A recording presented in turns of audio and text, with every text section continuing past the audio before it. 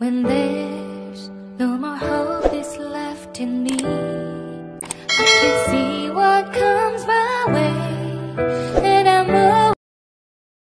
Hi everyone! Welcome back to my channel. And for today's video, nandito tayo sa OWA Baguio para sa ating livelihood workshop.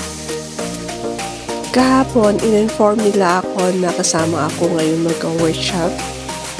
At sa mga OFW na active or non-active OWA member, ay subukan ninyong mag-inquire sa ating embassy kung nasaan man kayo bansa naroroon para mag-inquire kung qualified kayo sa mga programang inilalatag ng OWA.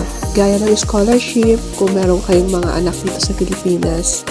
At kung mag-for good naman kayo, baka qualified din kayo sa livelihood at iba pa. Kaya, nandito ako ngayon sa OWA dahil qualified ako sa livelihood.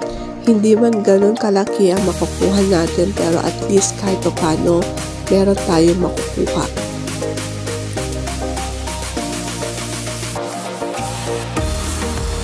Plug in muna tayo dito bago tayo pumasok. Early bird tayo, ha? Kaya kasalukuyan pa rin silang naglilinis at nag-ayos. At siya nga pala, ang una kong ginawa nung dito ay sinabit ko yung endorsement na galing sa Embassy Israel. Tapos yung photocopy ng passport ko. At syempre, dala ko pa rin yung passport ko kasi check nila yun. At yun, konting interview. Tapos, meron pang pipirmahan. Tapos nun, kukunin nila yung contact number mo para inform ka kung naka-schedule ka para sa workshop. And then, ito yung room na aming gagamitin ngayon na mag-workshop kasama ang mga kababayan natin na galing sa iba't ibang bansa.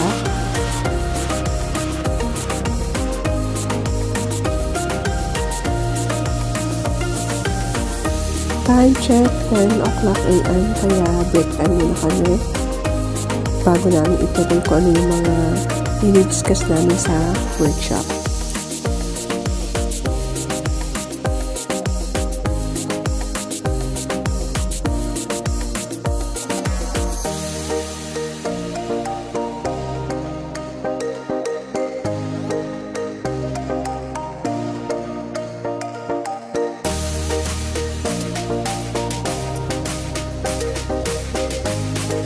May pa-free silang tubig, coffee at tea.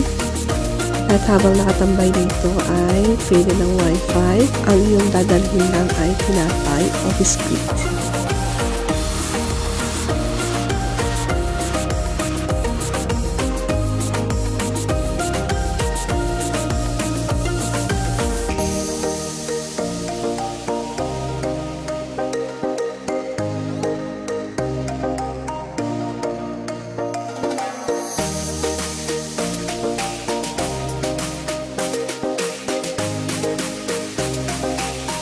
Guys, inabot na kami dito ng alas 12 kaya may pa-free lunch nila dito. At eto, karamihan sa amin, pinafinalize lang yung mga sagot bago kakain. And then pagkatapos namin kumain, bababa kami para magpa-xerox copy. And then balik ulit kami dito sa taas para i-submit. And then, pwede na kami umuwi at aantayin natin ang kanilang tawag o message kung kailan natin matatanggap ang ating cheque.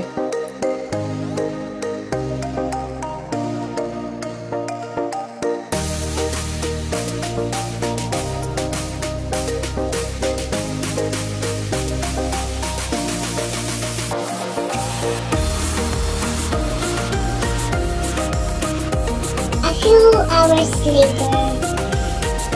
Mega love shout out everyone.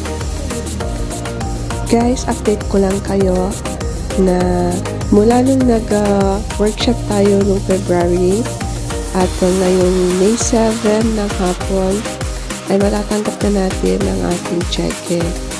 So, bali yung cheque na to ay sa land bank lang natin pwedeng ipalit.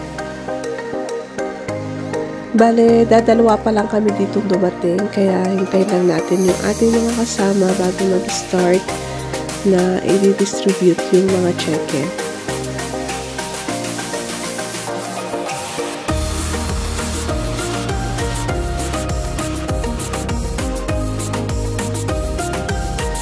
At eto na nga, palis na kami kasi nakuha na namin ang aming mga cheque. Guys, hanggang dito na lang po ang aking vlog at maraming salamat sa inyong oras, sa pagmamahal at suporta. Bye bye everyone at ingat po tayo lagi. I love you all!